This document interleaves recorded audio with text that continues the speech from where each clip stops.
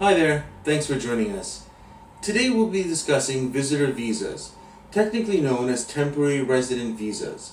These are one and the same type of document, which many people seem to confuse. If you're applying for a temporary resident visa, it means you come from a country which requires a visa to enter Canada. Not all countries require the visitor visa to enter Canada and are considered visa exempt. Before you wish to visit Canada, you should double check online or with Citizenship and Immigration Canada whether or not you are required to first obtain the temporary resident visa or visitor visa to enter Canada. If you do require a visitor visa, the first thing you need to consider are ties to your home country. Part of being successful in such an application means demonstrating that you have sufficient ties and that it is likely that you will return to your home country upon the end of your authorized period of stay.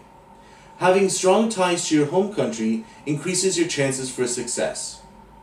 Another key element of the temporary resident visa application is demonstrating that you have sufficient funds to take care of yourself while in Canada and to effect your departure from Canada.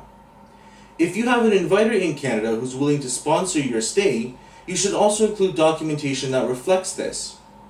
Whether or not you or your sponsor will be accommodating your stay while in Canada, this needs to be accurately demonstrated throughout the application. Having sufficient financial means is crucial to the success of your overall application. Finally, another very important element is a travel itinerary.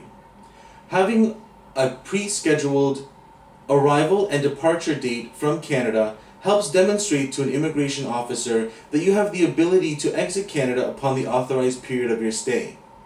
It is very important to an immigration officer that you will exit Canada at the end of your period of stay and thus qualify you as a bona fide visitor to Canada.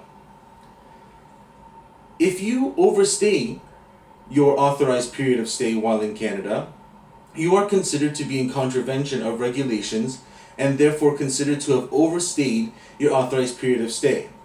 If this is the case, you may require what's called a temporary resident permit if you ever wish to re-enter Canada again. Contravening the regulation and overstaying your welcome to Canada is very serious when it comes to Citizenship and Immigration Canada and can have serious repercussions on any future applications. So consider your stay wisely and remember that it is important to respect the rules that Canada has when it allows you to enter. For more information, please feel free to contact us and we would be happy to discuss your options to Canada as well as outline what you will need in order to be successful in your application. Thank you, and with the Crown & Associates, there is always a way.